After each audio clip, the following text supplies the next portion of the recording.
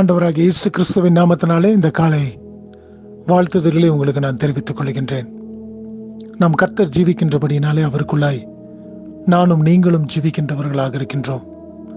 இந்த உலகத்தின் பிரயாணத்திலே நாம் கடந்து வருகின்ற வேளையிலே அநேக காரியங்கள் நமக்கு எதிர்கொண்டு வந்த பொழுதிலும் நம் கர்த்தராகிய ஆண்டவர் நம்மோடு கூட இருக்கிறார் என்பதை எல்லா காரியத்திலும் இருந்து நாம் அறிந்து கொள்ளக்கூடியவர்களாக நாம் காணப்படுகின்றோம். நாம் கடந்து போகக்கூடிய எல்லா நிலைமைகளிலும் எல்லா விதமான வழிகளிலும் அவரே நம்மோடு கூட வந்து நம்மை வழி நடத்துகின்றவராக, நம்மை காத்து கொள்ளுகின்றவராய், நம்முடைய தேவைகளை சந்திக்கின்ற தேவனாக இருக்கின்றார். ஒரு புதிய நாளுக்குள்ளாய் நானும் நீங்களும் கடந்து வந்திருக்கும் பொழுது இந்த புதிய நாளை தேவனுடைய கரங்களிலே நாம் ஒப்பு கொடுத்தவர்களாய் இந்த நாளுக்குள்ளாய் நாம் கடந்து வந்திருக்கின்றோம்.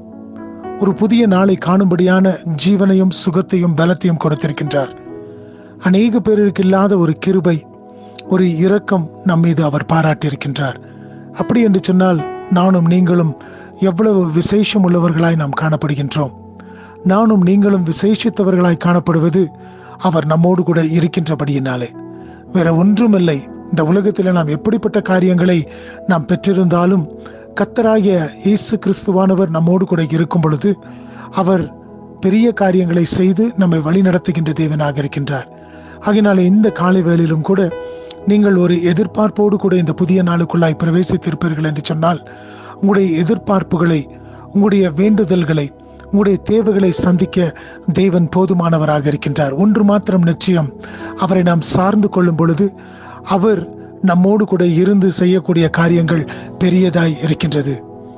ஒரு வசனத்தை நான் வாசிக்கின்றேன். 145வது சங்கீதத்தின் 18வது வசனம். Psalm 145 verse 18. தம்மை நோக்கி கூப்பிடுகிற யாவருக்கும், உண்மையாய் தம்மை நோக்கி கூப்பிடுகிற யாவருக்கும் கர்த்தர் சமீபமாய் இருக்கின்றார். நிச்சயமாய் இன்றைக்கு நீ அவரை நோக்கி கூப்பிடும் பொழுது, அவரை நோக்கி கூப்பிடுகின்ற ஒவ்வொருவருக்கும், எல்லாருக்கும், உண்மையாய் தம்மை நோக்கி கூப்பிடுகிற யாவருக்கும், நோக்கி கூப்பிடும் பொழுது அவர் செவி கொடுக்கின்ற தேவனாய் இருக்கின்றார். அது மாத்திரமல்ல, உண்மையாய் தம்மை நோக்கி கூப்பிடணுமா? இன்றைக்கு அநேக காரியங்கள் நிமித்தமாய் நாம் அநேக வேளைகளிலே உண்மையாய் கூப்பிட முடியாத ஒரு சூழ்நிலைகளுக்குள்ளாய் தள்ளப்படுகின்றோம். ஆனால் இந்த இடத்துல பார்க்கும் பொழுது தாவீது சொல்லுகின்றார், தம்மை நோக்கி கூப்பிடுகிற யாவருக்கும், உண்மையாய் தம்மை நோக்கி கூப்பிடுகிற யாவருக்கும். இதுல ஒரு வித்தியாசம் உண்டு.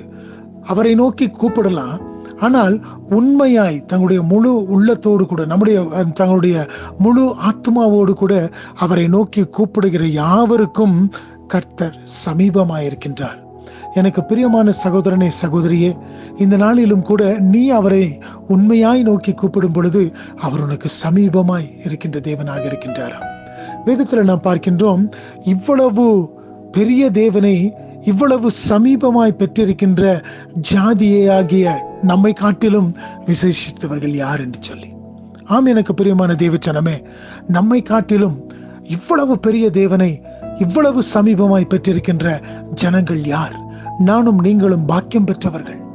அவரை உண்மையாய் நோக்கி கூப்பிடுவாய் என்று சொன்னால் அவர் உனக்கு சமீபம் உள்ள தேவனாக இருக்கின்றார். அவர் நம்முடைய சமீபத்தில் இருக்கும் பொழுது நாம் எதற்காக பயப்பட வேண்டும்? ஏன் இந்த நாளிலே என்ன நடக்கும் என்று சொல்லி நான் கலங்க வேண்டும்? அவர் எல்லாவற்றையும் பார்த்து கொள்ள போதுமானவராயிருக்கின்றார். ஏனென்று சொன்னால் அவர் உனக்கு சமீபமாக, உன்னோடு கூட இருக்கின்றவராக, உன்னை வழிநடத்துகின்ற தேவனாக இருக்கின்றார். ஆகினாலே இந்த நாளிலே உண்மையாய் அவரை நோக்கி கூப்பிட்டு இருக்கிறாய் அல்லவா? அவர் உன்னோடு கூட இருந்து, உனக்கு சமீபமாய் இருந்து அவர் பெரிய காரியங்களை செய்து உன்னை ஆசீர்வதிப்பார். இந்த நாள் ஆசீர்வாதம் உள்ள ஒரு நாளாய் காணப்படட்டும். தேவன் தாமே உங்களை ஆசீர்வதிப்பாராக. ஆமேன்.